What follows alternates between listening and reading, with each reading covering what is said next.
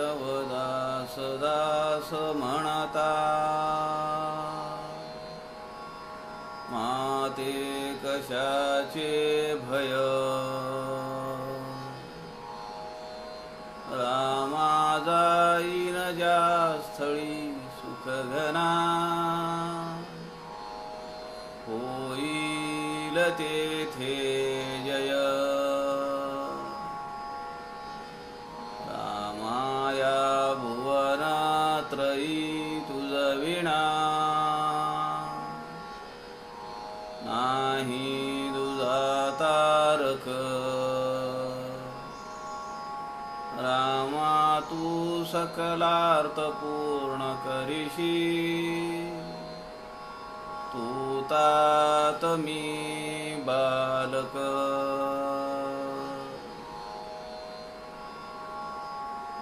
सुखा सारिखे पूर्ण वैराग्य ज्याचे, वसिष्ठा परी ज्ञान योगेश्वराचे.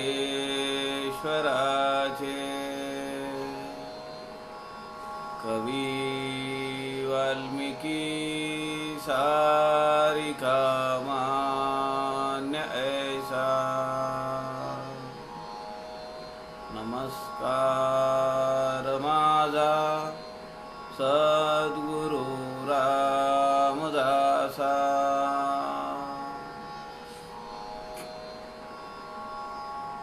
मला वाटते अंतरी त्वा वसावे, तुझ्या दासबोधासी त्वा बोध व्हावे. अपत्या परी पाजवी प्रेम रसा, महाराजया सद्गुरु रामदासा. जय जय रघुवीर समर्थ, सब संतन की जय.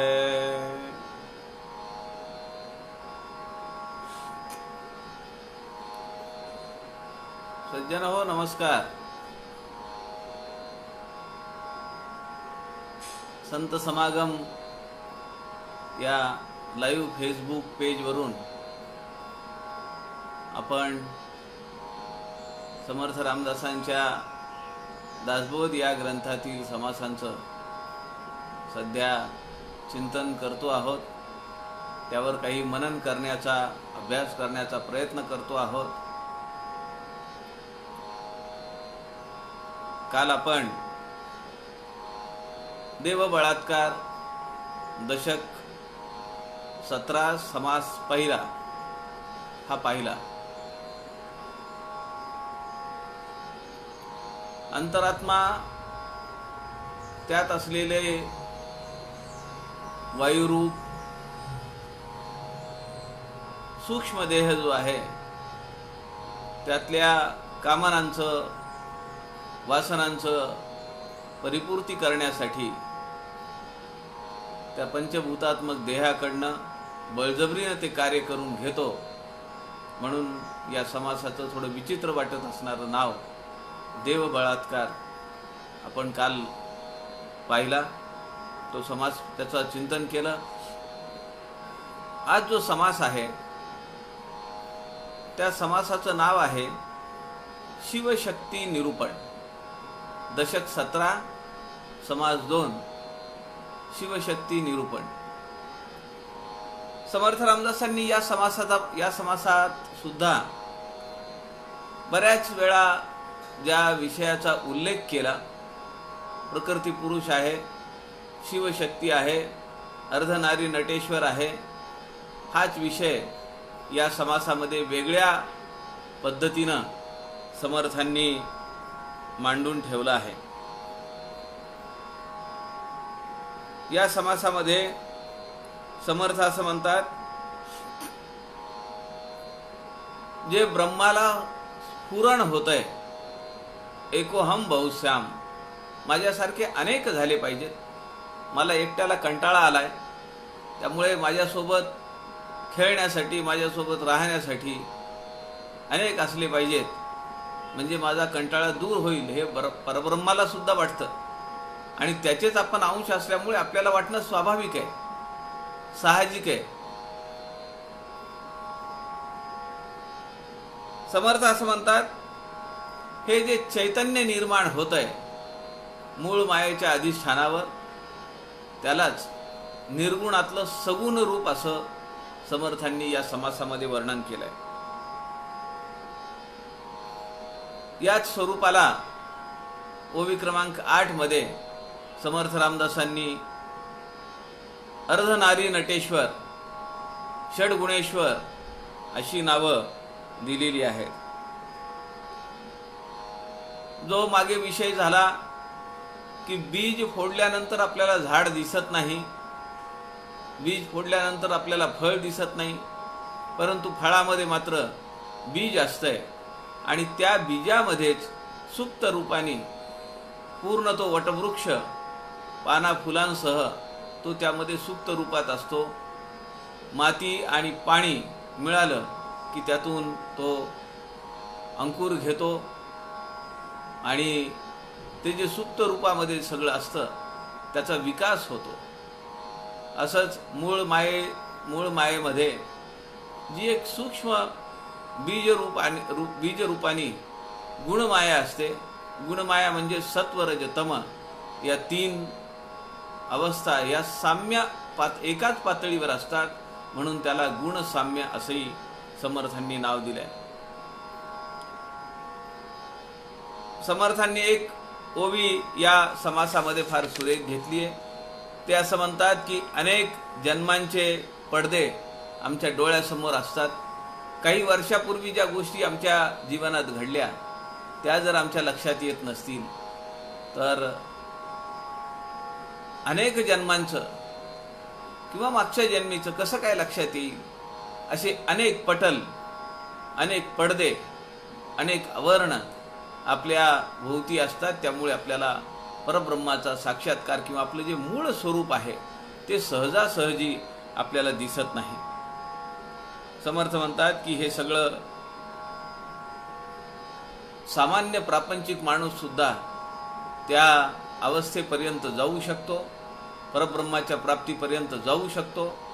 त्यांनी आपला प्रपंच आणि परमार्थ सांभाळला पाहिजे आणि हे सगळं करत त्यांनी सारासार विवेक जागृत ठेवून आपलं जीवन जर जगला तर त्याला निश्चितपणे त्याचं ऐहिक आणि पारलौकिक ही दोन्ही आयुष्य त्याला यशस्वीपणे संपादन करता येऊ शकतात. आणि या समासातल्या 26 आणि 27व्या ओवीमध्ये एक चिरंतन सत्य समर्थ रामदास सांगून जातात की या पृथ्वीच्या पाठीवर आईसारखं दुसरं कोणीही नाही. तिची महती समर्थ रामदास या समासामध्ये वर्णन करतात. ते एकच स्थान असं आहे. सज्जनो, समर्थांनी दासबोधामध्ये आणि समर्थांच्या वाङ्मयामध्ये इतरत्र अनेक ठिकाणी मातृशक्तीचा गौरव केलेला आहे. समर्थांच्या 46,000 पेक्षा जास्त ओव्यांमध्ये एकही शब्द आपल्याला सापडत नाही की जो मातृशक्तीचा अपमान करील, मातृशक्तीला उणे पण येईल असा कुठला एकही शब्द समर्थांच्या वाङ्मयात सापडत नाही. हे समर्थांच्या वाङ्मयाचं वैशिष्ट्य आहे. अनेक वैशिष्ट्यांपैकी हे एक वैशिष्ट्य आहे की समर्थांच्या समग्र वाङ्मयामध्ये त्यात स्फुट काव्य आली, दासबोध आला, आत्माराम आला, मनाचे श्लोक आले, रामायण आलं, अभंग आले, भारुड आली, अनेक पदपदांतर आली. कुठेही समर्थांनी मातृशक्तीला धक्का लागेल, स्त्री शक्तीला धक्का लागेल असं एकही विधान काय, एक शब्द सुद्धा नाहीये समर्थांच्या या वाङ्मयामध्ये. ही समर्थांच्या वाङ्मयाचं एक वैशिष्ट्य आहे. आपण हा समास पाहूया. दशक 17 समास क्रमांक 2 शिवशक्ती निरूपण. श्रीराम समर्थ. श्रीराम. ब्रह्म निर्मळ निश्चळ, जैसे गगनांतराळ, निराकार केवळ निर्विकारी. श्रीराम. अंतची नाही अनंत, शाश्वत आणि सदोदित, असंत नव्हे ते संत, सर्व काळ. श्रीराम. परब्रह्म ते अविनाश, जैसे आकाश अवकाश, न तुटे न फुटे सावकाश, जैसे तैसे. श्रीराम. तेथे ज्ञान ना ज्ञान, तेथे स्मरण ना विस्मरण, तेथे अखंड निर्गुण निरावलंबी. श्रीराम. तेथे चंद्र सूर्य ना पावक, नवे काळोखे ना प्रकाशक, उपाधी वेगळे एक, निरोपाधी ब्रह्म. श्रीराम. प्रब्रह्म स्वरूपाची स्थिती समर्थांनी या पहिल्या 4 ओव्यांमध्ये सांगितलेली आहे. एका अर्थाने हे जे वर्णन आहे हे शिवाचं वर्णन आहे. आता ह्याच्यानंतर शक्ती येणार. शिवशक्ती निरूपण समासाचं नाव आहे. हे सगळं त्या ब्रह्मस्वरूपाचं वर्णन आहे. समर्थ म्हणतात ब्रह्म निर्मळ निश्चळ, कुठेही मळ नाहीये, त्याला कुठेही कलंक नाहीये, ते निश्चळ आहे, त्यात चंचलत्व नाही, हलणे फिरणे सरकणे काही नाही, आहे तसंच. त्याला एक शब्द आहे असतची असे, ते सदोदित आहे. जैसे गगन अंतराळ, निराकार केवळ निर्विकारी, कुठलाही विकार त्यामध्ये नाहीये, त्याला आकार नाही, रंग नाही, अंतची नाही ते अनंत. सृष्टीच्या पूर्वी ते होतं. सृष्टीला निर्माण त्याच्या एक शक्तीनुसार सृजनत्व झालं, सृष्टी निर्माण झाली, ते तसंच आहे. आणि सृष्टीचा प्रलय जेव्हा होईल तेव्हा सुद्धा ते जसंच्या तसंच राहील. परब्रह्म ते अविनाश, जैसे अवकाश आकाश. समर्थांनी त्याला उपमा दिलेली आहे आकाशाची. समर्थ म्हणतात ते अविनाशी आहे, त्याचा नाश नाही होत, ते कायम तिथंच आहे, जसं आहे तसंच आहे. त्याच्या एका शक्तीवरून अनेक शक्ती त्याच्या अधिष्ठानावर कार्यरत असतात. आपल्याला माहिती आहे की एखादं कार्यालय, कार्यालयाला एक मुख्य अधिकारी असतो. तो सगळ्या कागदांवर सह्या करतो का? त्यांनी काही पॉवर ऑफ अटॉर्नी आपण ज्याला म्हणतो, त्यांनी काही असे पॉवर्स डेलिगेट केलेले असतात. आता सध्या कोरोना विषाणूचा उच्छाद आहे. मग केंद्र सरकारच्या वतीनं राज्य सरकारला अधिकार बहाल केले जातात, राज्य सरकारच्या वतीनं जिल्हाधिकाऱ्याला अधिकार बहाल केले जातात. आणि जेव्हा लॉकडाऊन काही दिवसासाठी 7 दिवस 8 दिवस 10 दिवस असं संचारबंदी वगैरे जारी करायची असते, तेव्हा जिल्हाधिकाऱ्यांचं पत्रक निघतं. त्यामध्ये जिल्हाधिकारी म्हणतात या कायद्यान्वये मला जे अधिकार देण्यात आलेले आहेत त्या अधिकारान्वये मी आज अशा प्रकारचे आदेश मी पारित करीत आहे. तसं पंतप्रधान किंवा केंद्र सरकार कुठेही पिक्चरमध्ये नाहीये, राज्य सरकार कुठेही पिक्चरमध्ये नाहीये, किंवा एखाद्या कार्यालयाचा मुख्य अधिकारी कुठे येत नाही, सगळीकडे तो सह्या करत नाही.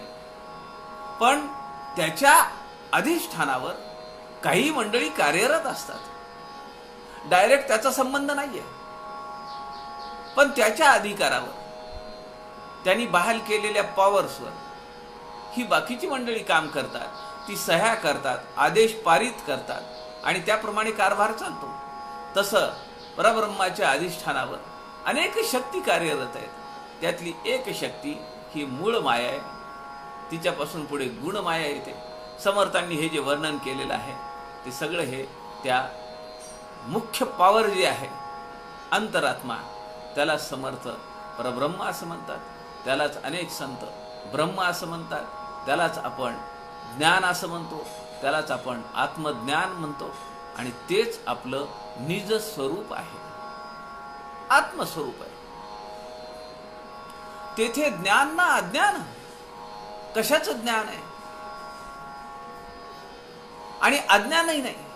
आता त्याची परिस्थिती किंवा ती प्राप्ती, त्या अवस्थेची प्राप्ती झाल्यानंतर पुन्हा कसलंही ज्ञान मिळवण्याची गरज नाही. शास्त्र असं सांगतं की आत्मज्ञान एकदा मिळाल्यानंतर पुन्हा काही मिळवण्यासाठी कुठलेही प्रयत्न करावे लागत नाहीत. कारण प्रयत्न करण्यासाठी कुणी उरतच नाही. आणि त्याची प्राप्ती झाल्यानंतर, त्याची प्रचिती आल्यानंतर, त्याच्याशी तदाकारता झाल्यानंतर पुन्हा आम्हाला काही जाणून घ्यायची गरजच पडत नाही. अखिल ब्रह्मांडाचा जो नायक आहे, त्रैलोक्य नायक आहे, जो प्रतिपाळक आहे, त्याची आपली गाठ झाल्यानंतर पुन्हा काय कुणाकडे जायचंय, कुणाकडे काही मागायचंय, काही गरज नाही. तेथे स्मरण ना विस्मरण. स्मरण म्हणजे देव, विस्मरण म्हणजे दानव. आपण त्याची व्याख्या बघितली आहे. स्मरणे विस्मरण. मानव जेव्हा याचं मिश्रण होतं तेव्हा तो माणूस होतो. स्मरण म्हणजे अखंड त्या परमात्म्याचं अनुसंधान, की त्याच्या अधिष्ठानावर हे सगळं चालू आहे, याचं स्मरण असणं म्हणजे देव आहे. आणि जेव्हा विस्मरण होतं, आपण जेव्हा त्या परमात्म्याकडून विन्मुख होतो, तेव्हा आपण भेदामध्ये जातो. काल आपण पाहिलं, तेव्हा आपण अभेदामध्ये जातो. म्हणून समर्थ असं म्हणतात की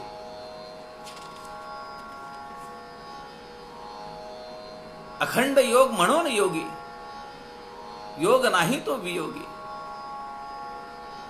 जेव्हा परमात्म्याकडे आपलं लक्ष असतं, आपण सन्मुख होतो, त्याच्या सन्मुख होतो, तेव्हा सगळं द्वैत संपलेलं असतं. उदओन्मुख होता अभेद, असं समर्थ मागच्या समासात म्हणतात. ज्या उदयाकडे आपलं मुख आहे, ज्या परब्रह्माकडे आपलं मुख आहे, आपण पाहतो आहोत त्याला, तेव्हा सगळे भेद आपल्या पाठीमागे गेले, सगळे द्वैत आपल्या पाठीमागे गेले. माया सृष्टीची धांदली, मायेची धांदली, सगळा गलबाला आपल्या पाठीमागे गेला. आपल्याला तो दिसत नाही, त्यामुळे त्याची बाधा होत नाही. ज्या गोष्टी दिसत नाही त्याची बाधा होत नाही. म्हणून आपण म्हणतो अज्ञानात आनंद. एकदा एखादी गोष्ट समजली की मनाला रुखरुख लागते. माझे पैसे गेले, माझ्या लक्षातच नाही आलं तर मला काही वाटत नाही.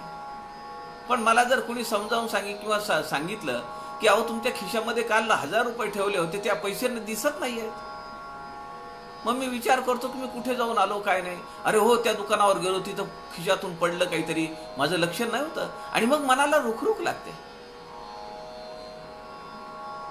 जेव्हा आपण परमेश्वराकडे सन्मुख होतो, परमेश्वराकडे आपण आपलं मुख होत आहे, म्हणजे आपली ऊर्ध्व गती आहे, तेव्हा सगळे भेद खाली संपलेले असतात. समर्थ त्यामुळे म्हणतात की त्या ठिकाणी कुठलंही स्मरण नाहीये, विस्मरण नाहीये. तेथे अखंड निर्गुण निरावलंबी, कुठलंही आलंबन लागत नाही, कशावरही डिपेंडन्सी नाहीये. आम्हाला आलंबन लागत नाही.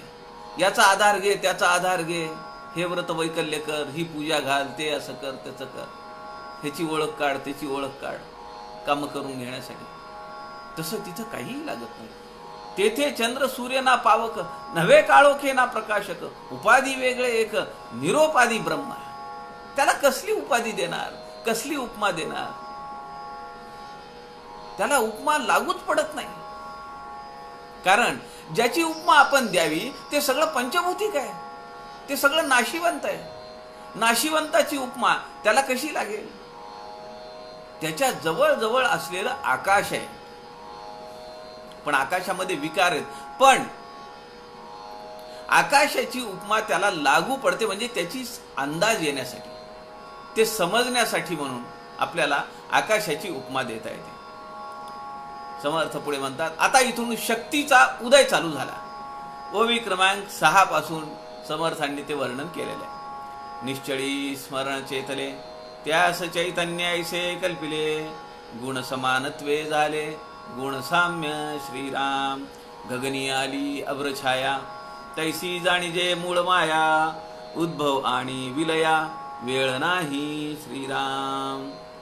निर्गुणे गुणविकारू, तोची षडगुणेश्वरू, अर्धनारी नटेश्वरू, तयास म्हणिजे श्रीराम.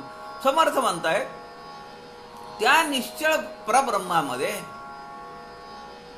एक उर्मी आली, आणि ती म्हणजे माझ्यासारखे अनेक झाले पाहिजेत. एकोहम बहुश्याम, तैसे जाणीजे मूळ, त्यास चैतन्य ऐसे कल्पिले. त्याला ती मूळ माया आहे, त्यामध्ये गुण माया आहे, बीज रूपाने, सुप्त रूपाने. आणि पुढे समर्थांनी शब्द वापरलाय गुण साम्य ऐसे. त्या ठिकाणी सत्व रज तम हे तिन्ही गुण एकाच पातळीवर आहेत, म्हणून ते गुण साम्य अवस्था असं त्याचं वर्णन केलेलं आहे. समर्थांनी त्याला षडगुणेश्वरू, अर्धनारी नटेश्वर असंही नाव दिलेलं आहे. आदिशक्ती शिवशक्ती, मुळी आहे सर्व शक्ती, तेथून पुढे नाना व्यक्ती, निर्माण झाल्या श्रीराम. त्यानंतर मग ईश्वर निर्माण झाला. सत्वरज तमाचे तीन, ब्रह्मा विष्णू महेश यांची उत्पत्ती झाली. ब्रह्म हा रजोगुणी आहे, तो अनेक काही ना काहीतरी त्याचे व्याप चालू असतात, म्हणून अनेक चत्वार खाणी, चत्वार जिन्सी, फेदज, उद्बीज, अंडज, जारज या सगळ्यांचं जीवन तो विकसित करतो. समर्थ म्हणतात तेथून पुढे नाना व्यक्ती निर्माण झाल्या. कुणाच्या अधिष्ठानावर निर्माण झाल्या? ह्या सगळ्या परब्रह्माच्या अधिष्ठानावर निर्माण झाल्या. एक काव्य वाचलं मी, त्यामध्ये याचंच वर्णन केलेलं आहे आणि ते आजच्या समासाला अनुरूप आहे. कोण रक्षितो गर्भामध्ये, कोण पुरवितो तेथे वारा, कोण निर्मितो बाळासाठी जन्मा आधीच अमृतधारा, कोण छेडितो श्वासांमध्ये प्रभू स्मरणाच्या मंजुळ तारा, कोण निर्मितो नाद अनाहत ज्याने उजळे मन गाभारा, कोण घडवितो वटवृक्षाला कणा एवढ्या बीजामधुनी. बीज किती आहे वटवृक्षाचं ते दिसतं का आपल्याला? कोण लावतो वटवृक्ष? कोण निर्मितो कोण घडवितो वटवृक्षाला कणा एवढ्या बीजामधुनी, कोण देतसे फळास गोडी जीवन शोषून माती मधुनी. कुठून येते ती गोडी? कुठून येतो त्या फळामध्ये रस? निद्रेतूनही नयनांमध्ये स्वप्न होऊनी कोण जागतो? निद्रेमध्ये तुम्ही कधी पाहिलंय का? जेव्हा गाढ झोप लागते तेव्हा आपले डोळे सुद्धा गरगर गरगर फिरत असतात, पण ते त्याला माहिती आहे का? आपल्या डोळ्यांची उघड, तुम्ही लहान मुलाकडे पहा, ते जेव्हा झोपलेलं असतं तेव्हा त्याच्या डोळ्यांची हालचाल होत असते. पापण्या बंद आहेत पण डोळ्यांची हालचाल आहे. निद्रेतूनही नयनांमध्ये स्वप्न होऊनी कोण जागतो?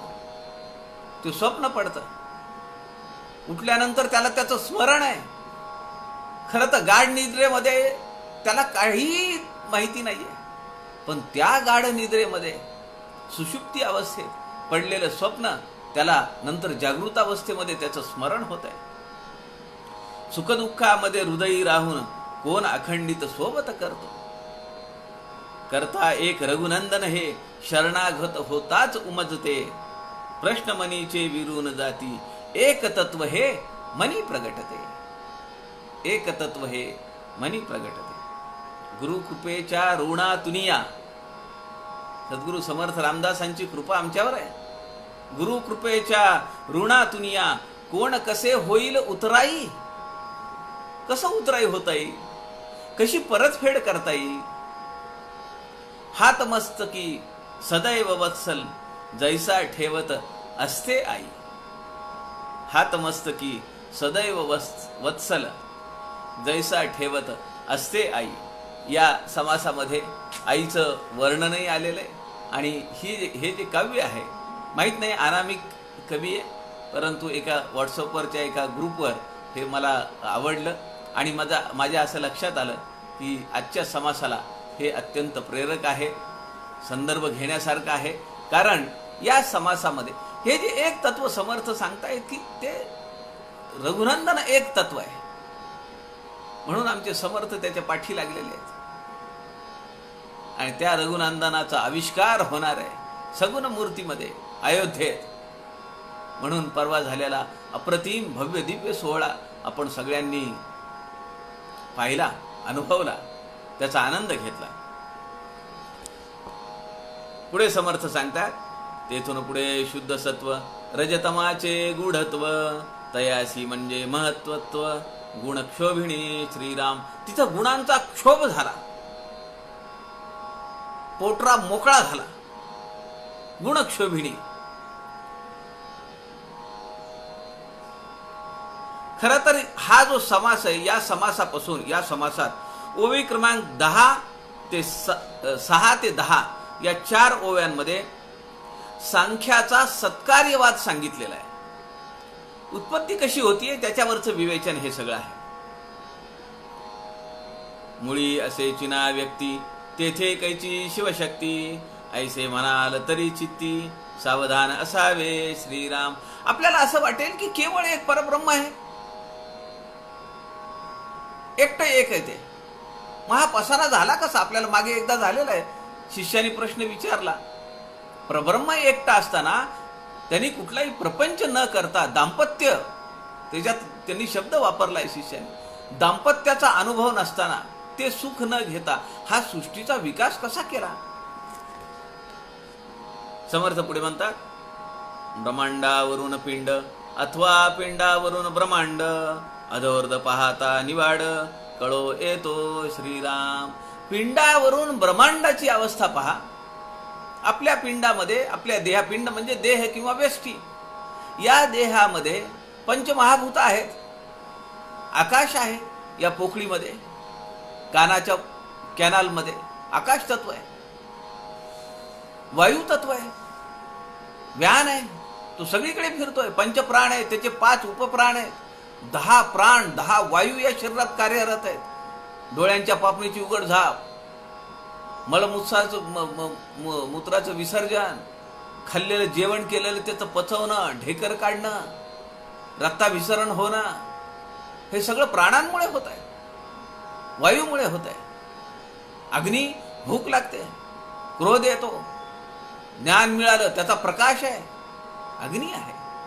आपतत्व आहे, लाळ आहे, मूत्र आहे, डोळ्यातून येणारे अश्रू आहे. जडत्व आहे, हाड मांस या शरीरामध्ये, हे सगळे पंचमहाभूत आहेत. समर्थांच्या वाङ्मयाचा अभ्यास करावा वाटणं, अयोध्येतल्या शिलान्यासाचा कार्यक्रम पाहणं ही सात्विक वृत्ती आहे. काहीतरी ऍक्टिव्हिटी करत राहणं, सामाजिक चळवळ चालवणं, दासबोध मंडळ वाढवणं, अनेक विषयांसाठी लिखाण करत राहणं, त्याचा अभ्यास करणं, या विषयावर बोलणं, ही सगळी रजोगुणी आहे. राग आला, क्रोध आला, मनासारखं नाही झालं, चिडचिड होणं, क्रोधात येणं, हा सगळा तमोगुणी आहे. ही सगळी अष्टधा प्रकृती आहे. अशीच ब्रह्मांडामध्ये आहे. ब्रह्मांडामध्ये आहेच की वायू आहे, अग्नी आहे, मोठमोठे डोंगर, पाषाण, हे सगळे जडत्व आहे. पडणारा पाऊस हे आपतत्व आहे. आकाश आहे. ब्रह्मांडावरून पिंड अथवा पिंडावरून ब्रह्मांड अधोर्ध पाहता निवाड कळवा येतो.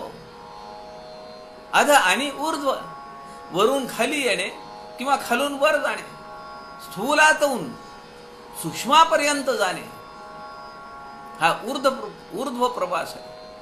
सूक्ष्मातून खाली घसरणे आणि स्थूलामध्ये लिप्त होणे, भौतिक पदार्थांमध्ये अडकून बसणे, हा अध प्रवास आहे. फळ फोडिता बीज दिसे, बीज फोडिता फळ नसे, तैसा विचार असे पिंड ब्रह्मांडी श्रीराम. नर नारी दोन्ही भेद, पिंडी दिसती प्रसिद्ध, मुळी नसता विशद, होतील कैसी श्रीराम. समर्थ म्हणतात की त्या पिंडामध्ये ती नंतर प्रकट होतात, पण बीज रूपाने ते तिथं आहे. नर नारी, स्त्री किंवा पुरुष, हे सेक्स डिटर्मिनेशन झालेलं आहे, पण ते सुप्तावस्थेत आहे. ते नंतर प्रकट होतं, अभिव्यक्त होतं. स्थूळाचे मूळ ते वासना, ते वासना आधी दिसेना, स्थूळा वेगळे अनुमानेना, सकळ काही श्रीराम. स्थूळाचे मूळ ते वासना. आपल्याला माहिती आहे वासने संगे जन्म घेणे लागे. स्थूळ हे अव्यक्त रूपाचं व्यक्त स्थिती आहे, म्हणजे जन्म आहे, म्हणजे गर्भावस्था आहे. जन्म होणे गर्भावस्थेतून हे स्थूलात आहेत आपण. आणि जेव्हा मृत्यू होतो तेव्हा त्यातलं हे आत्मतत्व अव्यक्त रूपात जातं. त्याला व्यक्त दशा नाहीये. अत्यंत सूक्ष्म असा तो लिंगदेह आहे, तो जाणीव रूप आहे, तो वायू रूप आहे, तो सूक्ष्म अशा वासनांच्या रूपामध्ये. म्हणून समर्थ म्हणतात की त्या वासनेमुळे आपल्याला जन्म घ्यावा लागतो, म्हणून आपण स्थूळ रूपात येतो. स्थूळाचे मूळ ते वासना, वासनेमुळे स्थूळ झालंय, म्हणून जन्म झाला. ते वासना आधी दिसे ना, ती दिसत नाही. ती स्थूळ रूपामध्ये आल्यानंतर लक्षात येतं की ही कुठली तरी वासना आहे, आणि म्हणून त्यांनी जन्म घेतलाय. देह अगोदरचा सोडून दिला. एखादं घर असतं, आपण बांधतो घर, नवीन घर बांधलेलं असतं, काही दिवस राहतो, 5 वर्ष, 10 वर्ष, 25 वर्ष, 30, 35, 40 वर्ष. पण एक अवस्था येते का नाही की आपण ते सगळं डिमॉलिश करतो.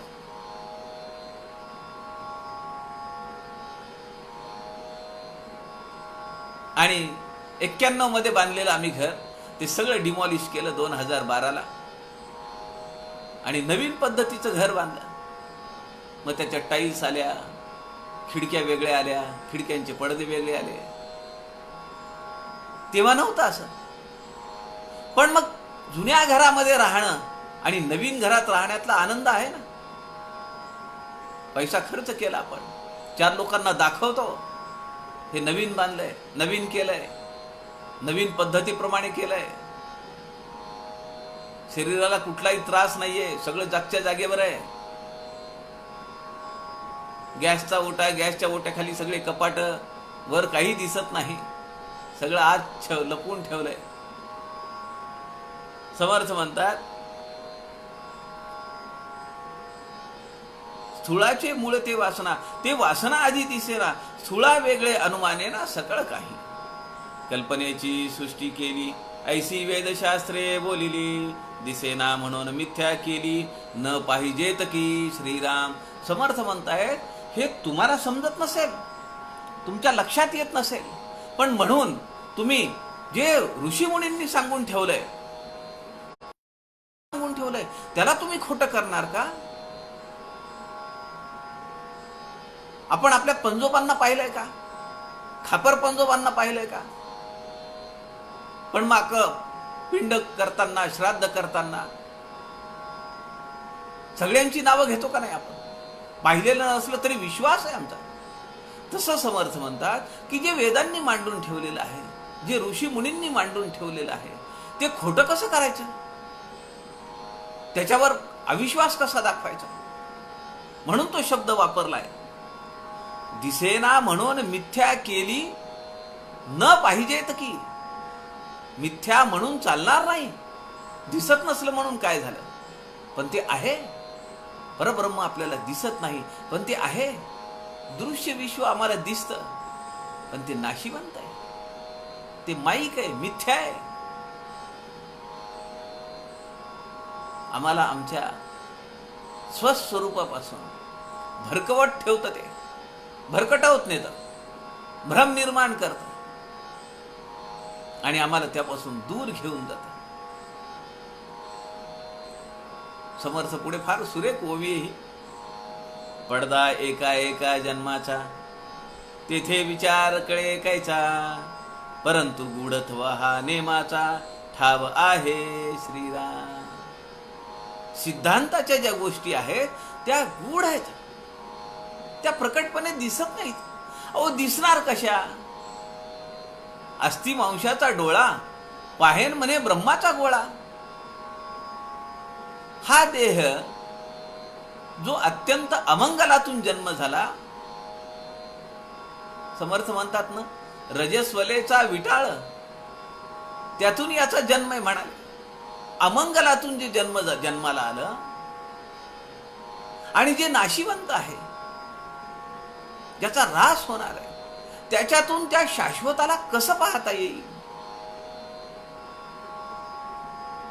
हे खोटं दाखवणार. पडदा एका एका जन्माचा. आमचे किती जन्म झाले आम्हाला माहिती नाही. मागच्या जन्मी कोण होतो, त्याच्या अगोदरच्या जन्मी कोण होतो. मागे मी आपल्याला सांगितली एक कथा, शास्त्रांनी सांगितलेली आहे. एका ऋषींच्या आयुष्यातला तो प्रसंग आहे. ते आपल्या शिष्यांना सांगतात की मला पुढचा जन्म डुकराचा आहे, मला त्या घाणीमध्ये नाही राहायचं. ते सगळी कथा सांगतात की मी या ठिकाणी या दिवशी या रंगामध्ये असेल, तुम्ही मला भाल्याने मारून टाका तिथं, म्हणजे मला पुढचा पटकन जन्म मिळेल. शिष्य तयार होतात आणि बरोबर त्या सांगितलेल्या वेळेला, सांगितलेल्या ठिकाणी तसंच डुकरीन ती समोर दिसते. सगळे शिष्य म्हणतात हेच आहेत सद्गुरू, आता वराह रूपामध्ये आहेत.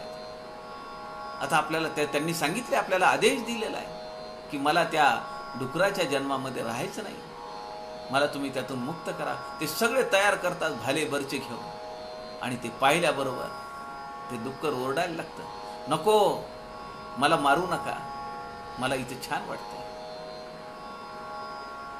माहिती नाही किती जन्म झाले. घोड्याचा जन्म झाला, गाढवाचा जन्म झाला म्हणून आम्ही लाता मारतो, मांजरीचा जन्म झाला म्हणून आम्ही धूप फुंकून घेतो, साय बाजूला करतो किंवा साय चोरून लपून खातो. बऱ्याच गोष्टी करतो ना चोरून लपून.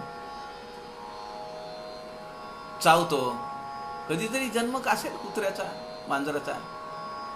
समर्थ म्हणतात पडदा एका एका जन्माचा, तेथे विचार कळे कायचा, परब्रह्म स्वरूपाचा विचार कसा समजेल? अनेक जन्माचे पडदे आमच्या डोळ्यासमोर आहेत, त्यातून पलीकडे जे असलेलं परब्रह्म स्वरूप ते आम्हाला दिसत नाहीये. नाना पुरुषांचे जीव, नाना स्त्रियांचे जीव, एकची परी देह स्वभाव, वेगळाले श्रीराम. सगळे जीव एक आहेत, पण देह भेदे, आहार भेदे, त्यांचं वागणं वेगवेगळं आहे. नवरी सनवरी न लगे, ऐसा भेद दिसो लागे, पिंडावरून उमगे ब्रह्मांड बीज श्रीराम. नवरीला नवरी कशी लागेल? नवरीला नवरदेवच पाहिजे. नवरीचे मन नवरी. समर्थांची धाटणी बघा तुम्ही. आपल्या जीवनातले प्रसंग समर्थ आपल्या समोर मार्मिक शब्दाने उभे करतात. ते शब्द आपल्याला साधन म्हणून दिलेले आहेत. ते जे प्रसंग आहेत ते साधन म्हणून दिलेले आहेत, त्यातून अर्थाचा बोध घ्यायचा. आता एखादा समजा कुणी जर 25-30 वर्षाचा मुलगा किंवा मुलगी जर हे ग्रंथाचा अभ्यास करतो म्हणाले, त्यांनी जर या ओव्या वाचल्या तर ते म्हणतील लग्न करणं किती आवश्यक आहे, समर्थांनी पटवून दिलंय आपल्याला. मागच्याही समासात आपण पाहिलं, पिंडोत्पत्ती निरूपण मध्ये स्त्रीने स्त्रीला भोगिले ऐसे झाले नाही. स्त्रियांची जीवी, पुरुषांचा जीव. समर्थ सांगतायत ही आकृष्टता आहे, हे नैसर्गिक आहे. नवरीचे मन नवऱ्यावरी, नवऱ्याचे मन नवरीवरी, ऐसी वासनेची परी, मुळी होऊन पहावी श्रीराम. मूळ आहे ना ते वासना घेऊन आलेलं मूळ आहे. त्यातून अंकुर जे होणार आहे तो तसाच होणार. पुढे तो विकास होणार त्याचा. पण विकास जरी झाला तरी आपल्या लक्षात आलं पाहिजे की हा देह आपल्याला परमात्म प्राप्तीसाठी झिजवायचा आहे. ठीक आहे, प्रपंच आहे, आपण काही जबाबदारी घेतलेली आहे, काही विहित कर्म माझ्या वाट्याला आलेलं आहे, ते मला केलं पाहिजे. तिकडे टाळून चालेल का?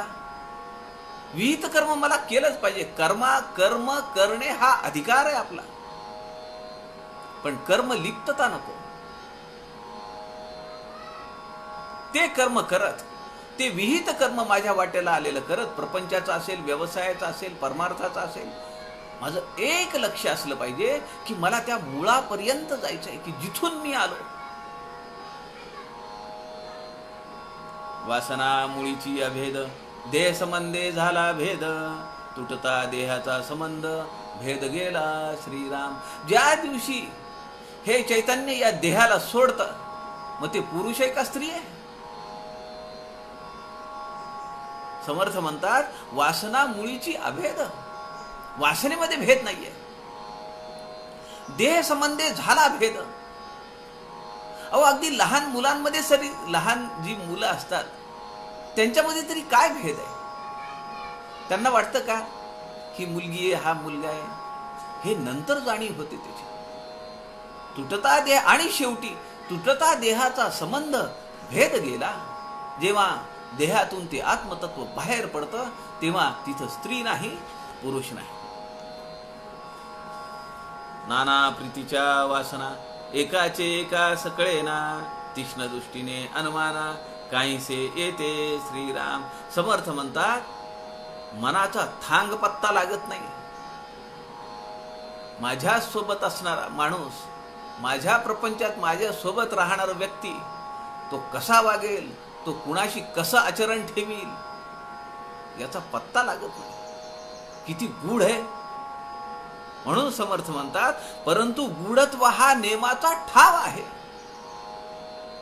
तो जो सिद्धांत आहे तो गूढ आहे, अत्यंत गूढ आहे. तो सहजासहजी लक्षात येत नाही. बाळकास वाढवी जननी, हे तो नव्हे पुरुषाचेनी, उपाधी वाढे जयचेनी, ते हे वनिता श्रीराम. मातेचं महत्व समर्थांनी इथून सांगितलं. मी आपल्याला सुरुवातीला म्हणालो की समर्थ रामदासांच्या 46,000 पेक्षा जास्त ओव्या झाल्या आहेत, परंतु एकही ओवी, एकही शब्द असा नाहीये की जो मातृशक्तीला अपमान करील, स्त्री शक्तीला अपमान करील. एकही शब्द समर्थांच्या वाङ्मयात नाहीये. उलट समर्थांनी मातेची महती गायलेली आहे, मातेचं महत्व गायलेलं आहे, किती ठिकाणी गायलेलं आहे. समर्थ म्हणतात बाळकास वाढवी जननी, हे तो नव्हे पुरुषाचेनी. पुरुष करू शकेल का? अहो, एखादी आई, ती जर आई होऊ शकत नसेल तर ती सरोगेट मदर घेते, उसनी आई घेते. पण तिची आंतरिक इच्छा आहे की माझं बाळ वाढलं पाहिजे, मला माझं बाळ मिळालं पाहिजे. बाळकास वाढवी जननी, हे तो नव्हे पुरुषाचेनी. पुरुषाला हे शक्य आहे का? आज सुद्धा कुठलं आधुनिक विज्ञान कितीही पुढे जरी गेलेलं असेल, इन विट्रो इन वायवो फर्टिलायझेशन ज्या गोष्टी आपण पाहतो, पुरुषामध्ये गर्भधारणा होऊ शकेल का? 350 वर्षापूर्वी आधुनिक विज्ञानाचा नियम समर्थ रामदास या ठिकाणी सांगतायत. हे तो नव्हे पुरुषाचेनी, उपाधी वाढे जयचेनी. ही उपाधी मातेची कोण वाढवू शकतं? ते हे वनिता, ती मातृशक्ती आहे. ते समयी माता आठवली, म्हणे धन्य धन्य ते माऊली. मज कारणे बहुत कष्टली, परिमी नेण्याची मूर्ख श्रीराम. सगुण परीक्षा. तिसरं लग्न करतो, प्रपंचाची आसक्ती. दुसरं काय? पहिलं झालं, दुसरं झालं, तिसरं लग्न करतो. मुलं, बायका, पोरं सगळे म्हणतात काहीतरी कमवून आणा, घरी बसून कसं चालेल. ह्याच्या जीवावर येतं ते घर सोडायचं. लहान लहान मुलं आहेत, त्याला वाटतं की राहावं बायकोजवळ, राहावं पोरांजवळ, घरामध्ये राहावं. पण पोरं म्हणतात खायला पाहिजे आम्हाला. बायको म्हणते सगळं संपलं तुम्ही आणलेलं, आता जा पुन्हा अजून. तेव्हा त्याच्या जीवावर येतं का नाही जायला, घर सोडायला. तेव्हा त्याच्या मनामध्ये तो प्रश्न येतो, ते समयी माता आठवली. समर्थ वर्णन करतात, आई आठवली त्याला. आणि तो म्हणतो, धन्य धन्य ते माऊली, मज कारणे बहुत कष्टली, परी मी नेण्याची मूर्ख. ती जर आई असती तर ती मला जा रे तू कमावून आण असं म्हणाली असती का? ती म्हणाली असती, राहू दे, इथंच काहीतरी कर तू, जे मिळेल त्यात आपण समाधान मानू, पण तू जाऊ नकोस रे. आईची माया किती आहे. जरी ब्रह्मादिक देव आले, लहानपणी बालक असताना रडायला लागला आई पाहिजे आई पाहिजे म्हणून. तेव्हा जर भगवंत समोर उभे राहिले, जरी ब्रह्मादिक देव आले अथवा लक्ष्मीने अवलोकिले, लक्ष्मीने मांडीवर घेतलं स्वतः, तरी जमेल का? तरी न वचे बुजाविले आपले माते वाचुनी. श्रीराम, मला आई पाहिजे, मला काही नको, मला खेळणी नको, मला कुणी नको, देव नको, लक्ष्मी नको, ब्रह्मादिक देव आले तरी मला पाहिजे नाही, मला माझी आई पाहिजे. आई कशी असली तरी आईच आहे.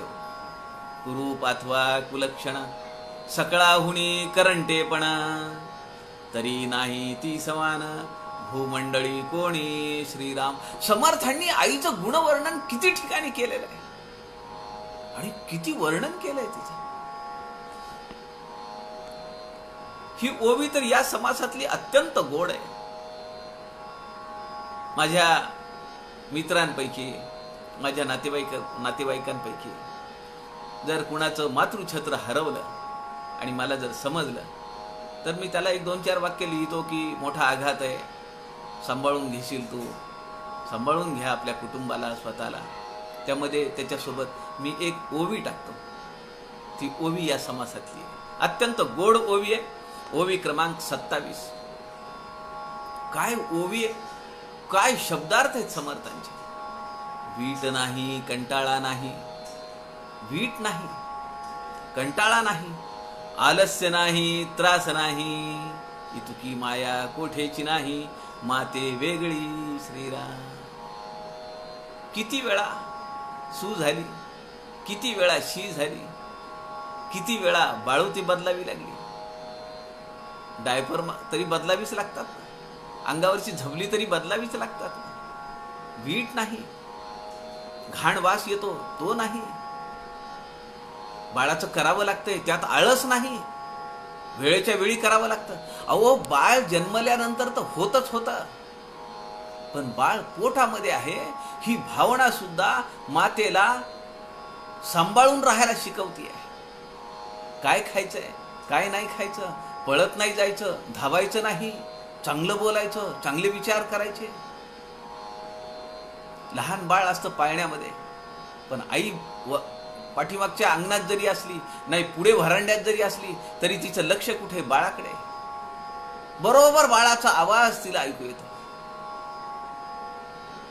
किती मोठेपण आहे आईचं.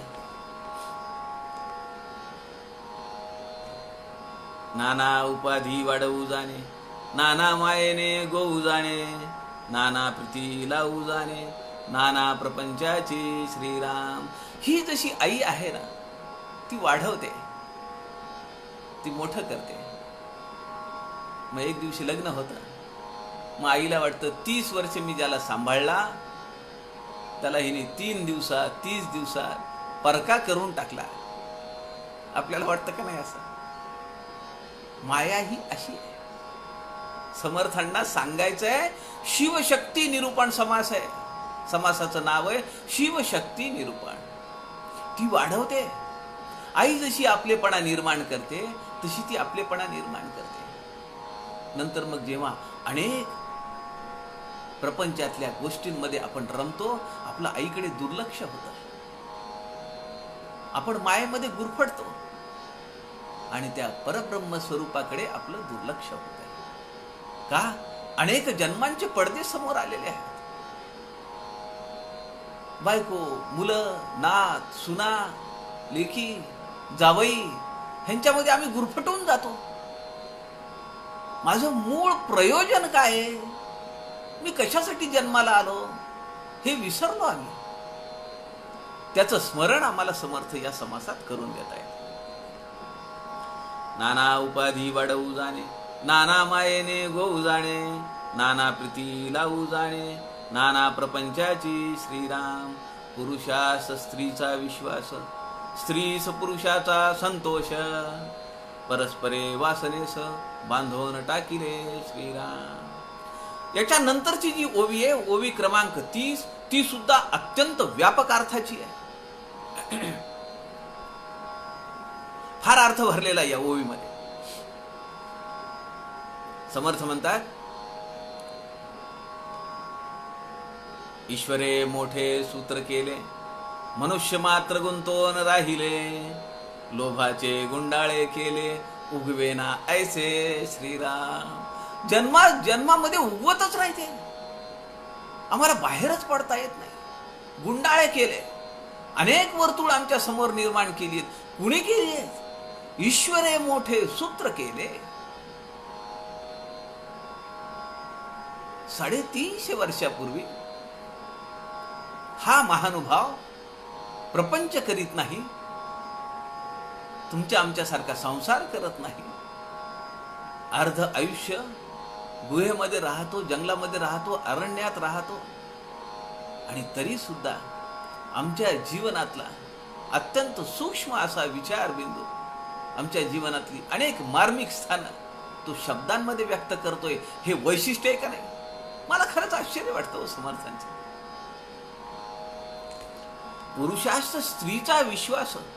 समर्थ सगुण परीक्षेमध्ये म्हणतात का नाही, तुम्ही माझे जीवातील जीव. आपण सगळे त्या परिस्थितीतून गेलेलो आहोत. लग्न झालेलं असतं, त्याला वाटतं त्या मुलाला की आता सगळं आयुष्य, सगळं सुख जे आहे, माझ्या एवढा सुखी कुणीच नाहीये.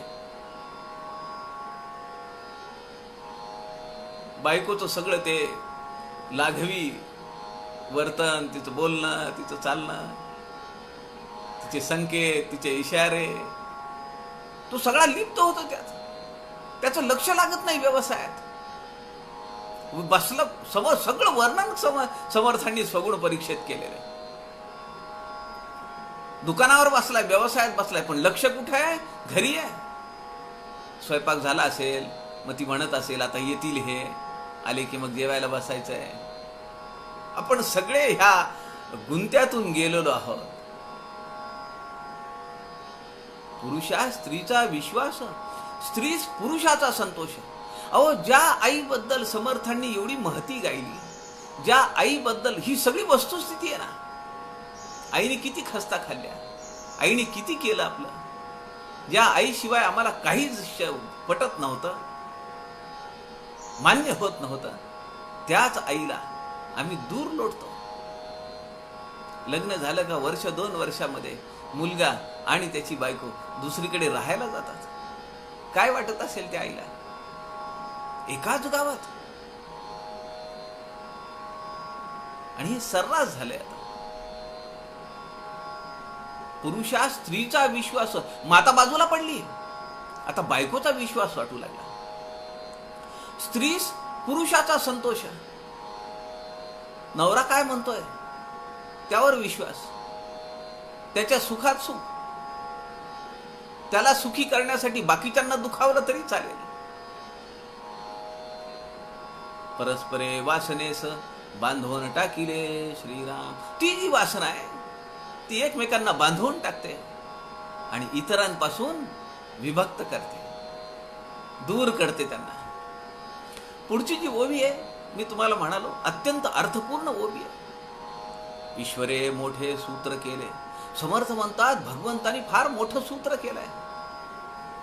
सूत्र या अर्थाचे या शब्दाचे 2 अर्थ आहेत. एक, अशी रचना लावली, आणि दुसरं, ते मोठं सूत्र म्हणजे मोठा धागा, त्याला आपण सोल म्हणतो, रोप, ROP, रोप, मोठा दोरखंड. ईश्वरे मोठे सूत्र केले, मनुष्य मात्र गुंतून राहिले. मग त्यात स्त्री पण आली. मनुष्य म्हणजे फक्त पुरुष नव्हे, सगळी मानवजात त्यात गुंतून पडली. लोभाचे गुंडाळे केले, उगवे ना ऐसे. सहजासहजी उगवतं का ते? त्यातून बाहेर पडता येतं का? मला खूप, मी म्हणालो तुम्हाला, माझ्या बरोबरीचे लोक, माझे मित्र, मला सिनियर असलेले लोक मला बऱ्याच वेळा म्हणतात की आम्हाला तुमच्यासोबत सज्जनगडला यायचे, आम्हाला तुमच्यासोबत शिवथर घडीत यायचे. वर्ष 2 वर्षांत जेव्हा भेट होते मी त्यांना विचारतो, मला जायचंय बरं का? ते म्हणतात, अहो लॉकडाऊन आहे ना, आता कसं काय जाणार तुम्ही? मी म्हणलं होईल ना, तोपर्यंत 2-2.5 महिने वेळ आहे अजून. 30 ऑक्टोबरला मी घडीत जाणार आहे म्हणलं. येणार आहेत का तुम्ही? आता अगोदरच उल्हास, त्यात फाल्गुन मास, लॉकडाऊनची परिस्थिती, गाड्या नाहीत. मी म्हणलं आपली गाडी घेऊन जायचे ना, तुम्ही चला माझ्यासोबत. तर ते मला म्हणतात, अहो आता यावर्षी थोडी अडचण आहे, जावई गेलेत आमचे, तिकडे अडकून पडलेत, मुलगी आहे, पुढच्या महिन्यात डेट आहे डिलिव्हरीची, कुणाची मुलीची डेट आहे, कुणाची सुनेची डेट आहे.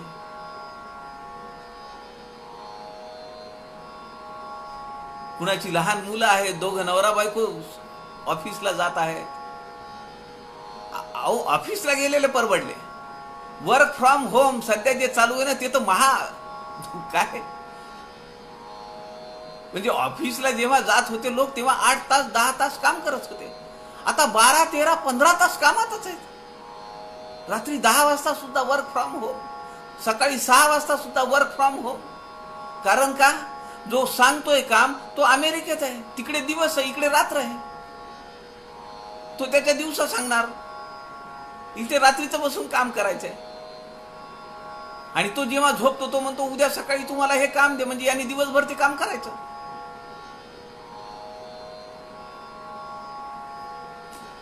मोठं अवघड काम आहे. ईश्वरे मोठे सूत्र केले, मनुष्य मात्र गुंतून राहिले, लोभाचे गुंडाळे केले, उगवेना ऐसे श्रीराम. यातून कुणी सहजासहजी बाहेर पडत नाही. आपल्यासारखी फार नशीबवान आहेत की ज्यांना हा रस्ता सापडला आहे, की अरे नाही, आपण विनाकारण गुंतून राहिलो. हे गुंतणं ठीक नाही.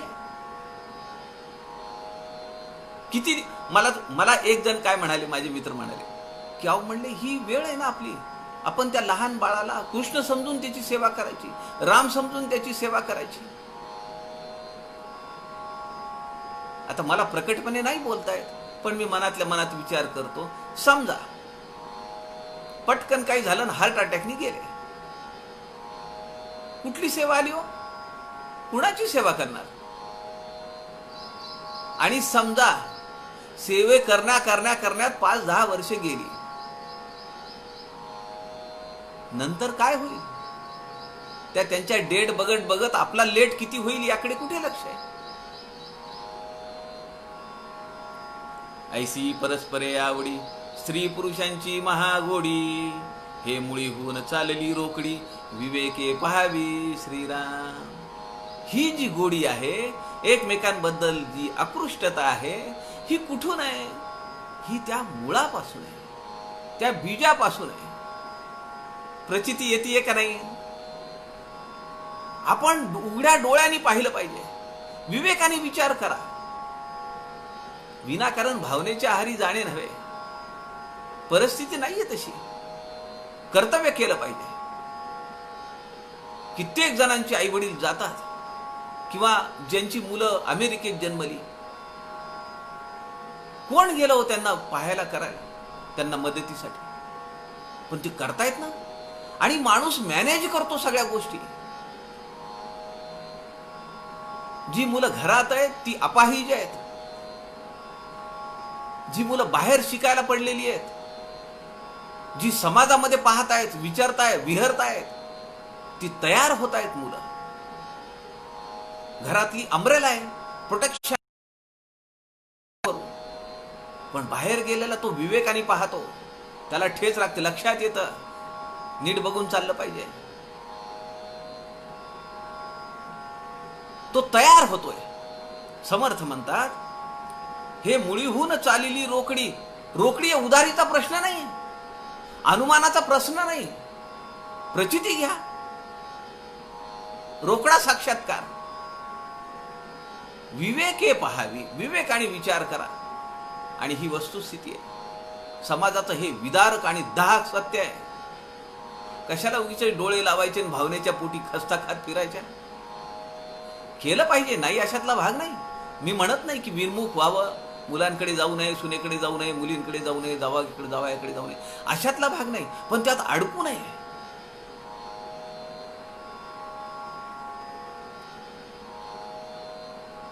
अहो एवढंच काय, म्हणजे समर्थांचे मठ उभे राहायला लागले.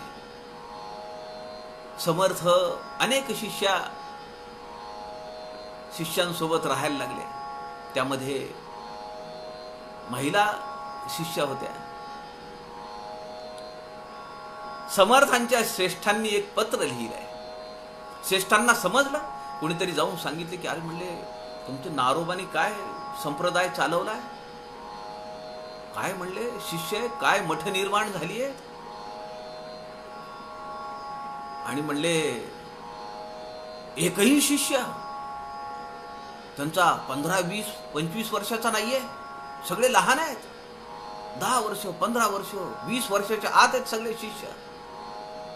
श्रेष्ठांनी समर्थांना लिहिलं, तारुण्य लावण्य संपन्न नगरी. काय वर्णन आहे. तारुण्य लावण्य संपन्न नगरी. तुमची मठ कशी उभी आहेत, संपन्न आहेत. त्या ठिकाणी तारुण्य आहे, लावण्य आहे. आणि या तारुण्याने, लावण्याने आणि तुमची सगळी मठ जी आहे ती संपन्न आहेत, काही कमी नाहीये. कौशल्यता वैभव चित्तहारी. तुमच्या सगळ्यांमध्ये, सगळ्या शिष्यांमध्ये कौशल्यता आहे. ते चित्त वेधून घेतात. असे शिष्य तुम्ही तयार करता आहात. चित्तहारी. एकांत काळी पडता समंधू. पण जेव्हा अशा शिष्यासोबत एकांत वेळ येईल, एकांत काळी पडता संबंध येतो, तेव्हा श्रेष्ठांचं सूचनापर पत्र आहे समर्थांना. श्रेष्ठ म्हणतात, मोही गुंते ना तरी धन्य साधू. नारायणा, असं जरी असलं, मोही गुंते ना तरीच धन्य साधू. तो साधू तेव्हाच धन्य होतो की ज्या मोहामध्ये तो गुंतून पडत नाही. श्रेष्ठांच्या मनामध्ये आलेली शंका आहे, संशय, असं होणार नाही ना. म्हणून ते प्रिकॉशनरी मेजर देत आहेत. समर्थांनी उत्तर लिहिलेलं आहे. समर्थ काय लिहित आहेत. सर्वांगना सन्मुख शीघ्र आली. स्वर्गातली अप्सरा, स्वर्गातली रंभा सन्मुख माझ्या समोर शीघ्र आली, लगेच अवतरली. शक्यता आहे ना. पण लावण्य रूपी नच दृष्टी घाली. त्या लावण्याकडे माझी दृष्टी जात नाही. ते लावण्य, ती मोहकता, ती आकृष्टता मला बाधा आणीत नाही. मुक्ता फळे काय शुकास खाशी. शुक म्हणजे पोपट. मुक्ता फळे काय शुकासी खाशी. दोन शब्द आहेत. एकच शब्द आहे पण दोन अर्थ आहेत. मुक्ता फळे काय शुकासी खाशी. खाशी म्हणजे आपण म्हणताय का खासा दरबार आहे, खाशे कपडे घातले आहेत, म्हणजे विशेष. आणि खाशी म्हणजे खाशी. पोपटाला मोती खाता येतील का. ती किमती आहेत, कांती भरलेली आहे त्यामध्ये, अमोलिक रत्न आहेत. पण त्या पोपटाला त्या मोत्यांचं काय देणं घेणं आहे. काय विचार मांडलाय समर्थांनी, काय शब्दांची योजना आहे. समर्थ म्हणतात, मुक्ता फळे काय शुकाशी खाशी. त्या पोपटाला त्या मोत्यांची काय परवड आहे. स्वर्गांगना जरी शीघ्र सन्मुख जरी शीघ्र आली. लावण्य रूपी नच दृष्टी घाली, त्या लावण्याला, त्या मादकतेला, त्या मोहकतेला माझी दृष्टी जाणार नाही. माझी दृष्टी कुठं असेल? अधोर्ध दृष्टी आहे. म्हणून समर्थांची दृष्टी कशी असते नेहमी? ती खाली पाहत. पुढे समर्थ म्हणतात, माझं लक्ष तिकडे जात नाही. का? याचा सार सगळा शेवटच्या चरणात आहे. समर्थ म्हणतात, अरण्य ही नित्य मिरास त्याशी. माझ्यासाठी अरण्य ही माझी मिराशी आहे. मी तिथं सुखात राहतो. मला या गोष्टींमध्ये मी अडकत नाही. म्हणून आम्ही काय म्हणतो? शुकासारिखे पूर्ण वैराग्य ज्याचे. वैराग्य. शुकमुनी निघालेले आहेत. स्त्रिया स्नान करतायत, पण त्यांना काहीच वाटत नाही. शुकमुनी अत्यंत कमी वयात आहेत, तरुण आहे, आणि ते चाललेले आहेत, पण त्या स्त्रियांना काही वाटत नाही. कथेमध्ये संदर्भ येतो का नाही याचा? पण तेच पाठीमागून पिता येत आहेत, अरे शुका कुठे चाललास, अरे शुका कुठे चाललास. त्याचा आवाज ऐकल्याबरोबर स्त्रियांनी आपली वस्त्र आपल्या अंगाभोवती गुंडाळली. मोठा प्रश्न करायचा. म्हणून आम्ही म्हणतो समर्थांना, शुकासारिखे वैराग्य ज्याचे. समर्थांनी अजून एका ठिकाणी त्यांची ही अवस्था एका 4 वाक्यांमध्ये वर्णन केली. समर्थ म्हणतात, लावण्य सौंदर्य नारी, चातुर्यता चंचळ चित्तहारी. नारी कशी आहे? लावण्य आहे, सौंदर्य आहे, चित्ताचं हरण करणारी आहे, चातुर्य आहे, चंचलत्व आहे. एकांत काळी पडता समंधू, अभिलाष न धरी तो धन्य साधू. आधी बोलिले, आधी केले, मग बोलिले. समर्थांचं जीवन व्रत आहे. अगोदर त्यांनी हे सगळं अनुभवलं. मुख्य आत्मप्रचिती सहित ती आत्मप्रचिती त्यांनी या ग्रंथामध्ये आपल्यासाठी मांडून ठेवलेली आहे. एकांत काळी पडता समंधू, मोही गुंतेना तरी धन्य साधू. श्रेष्ठांना काय वाटलं असेल हे उत्तर ऐकून? मोठा आनंद झाला असेल, ऊर भरून आला असेल. लहान भाऊ आहे, पण काय कर्तृत्व आहे. अख्ख्या देशामध्ये सगळ्या नावाचा ढंढोरा पिटलेला आहे. समर्थ या समासाच्या शेवटी म्हणतात, हा जो विषय आहे ना, हे 5-6 पहिल्या 4 ओव्यांमध्ये समर्थांनी मातेचं महत्व आपल्या समोर गायलं. आणि ते मातेचं महत्व आपल्याला शिवशक्तीच्या तुलनेमध्ये आपण कुठे अडकून पडतो ते सांगितलंय. म्हणून समर्थ या समासामध्ये म्हणतात, एका एका जन्माचा पडदा. कसा विचार समजेल आम्हाला परब्रह्माचा? अनेक वस्तू आहेत आमच्या समोर, अनेक व्यक्ती आहेत की ज्यामध्ये आम्ही गुंतून पडलेलो आहोत. आणि त्या वस्तूंमध्ये आणि त्या व्यक्तींमध्ये आम्ही सुखाचा शोध घेत आहोत, पण सुख तिथं नाहीये. किती उदाहरण आहेत. ज्यांच्याकडे संपन्नता होती, आज ते काही वर्षामध्ये खायला मोताज आहेत. ज्यांच्या रूपाकडे बघून, सौंदर्याकडे बघून, शक्तीकडे बघून, बलसंपन्नतेकडे बघून भले भले थरकत होते, चरकत होते. पण आज अवस्था काय? कातडी लोंबती आहे. समर्थांनी फार सुरेख शब्द वापरलाय, चिरकुटा सारिखे. आमच्या मराठवाड्यातला शब्द आहे चिरकुट. जीर्ण झालेलं वस्त्र ते कसं लोंबतं?